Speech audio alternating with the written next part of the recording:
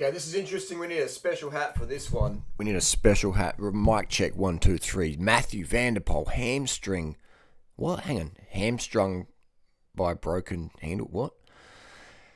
Handlebars broke in the La Simian final, which is a race just going on. So let's have a look here. So I've got Van der Poel MVDP. And it looks like you can see his hand is about to bust off. Wow. So, riding in the saddle, not sprinting, but putting out, a bit of enough, too much torque for the carbon handlebar, sold by Canyon. Now, 3, 2, 1, Hambini. Now, we don't know. We got to go the full context here. We can easily say, Canyon's, it's a piece of crap, blah, blah, blah, made in China. But so is this Specialized right behind this handlebars here. If they're carbon bars, they're also made in China. Specialized S-Works, also made in China. The Canyon, made in China. Nothing wrong with Chinese product. A lot of products coming out of Cambodia and Vietnam now as well. Bianchi, etc. Envy. These carbon things, they could have cracked from a manufacturing fault. It could have cracked because the bike was dropped in transport, or there was someone over tightened the shifter clamp. There's many things that could have gone on here. Unfortunately, no one was hurt. Unfortunately, it happens to a very, very high profile, the most high profile Canyon rider in this race. At the front of the race, his handlebar pops. So bad PR for Canyon. Forum's going to go wild. Trolls are going to troll. Things like that. But we got to be fair, and we got to give the full context here. 1, we don't know what happened to the bars prior. 2, could have been over torqued, could have been crashed. 3, could have been a manufacturing default. We don't know. 4, it could have been a not a manufacturing default, but just an engineered product that doesn't handle the power output and rider force and road force that someone like MVDP would be putting out. You know what I mean? So there's all so many variables here. What can we learn from this?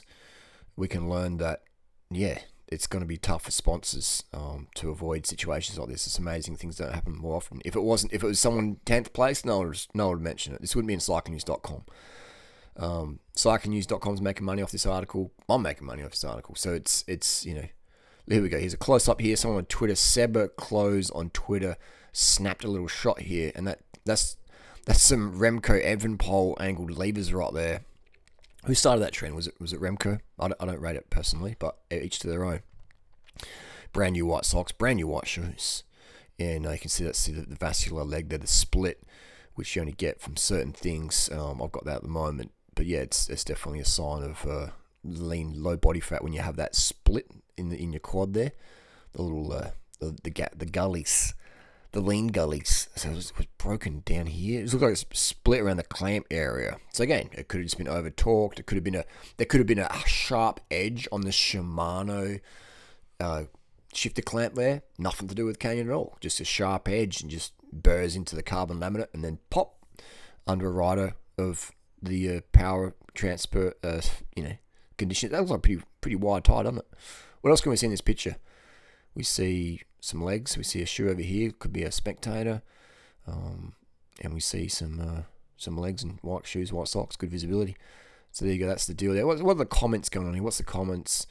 First, the infamous Canyon seat gate issues. Now the handlebars. The great German engineered outsourced Chinese bikes QC is turning its head over. So yeah, he's but again, this is not really fair. Like every brand, every brand has its issues. Specialized has its issues. Cannondale has its issues. All these big brands, they're getting their products sourced from China. They're not made in Germany. They're not made in America. They're made in Asia, and that's fine. But yeah, they just it's hard to make something perfect. But then again, we don't know the full story. Maybe this bar is perfect, and it just had a sharp edge on the Shimano shifter. I don't recommend carbon bars for anybody who races bikes if you're over 65 kilos. It's just, why? Why would you, if you're over 65 kilo, use a carbon bar? Okay, maybe you've got many bikes and you only ride occasionally, you don't sprint. Yeah, okay.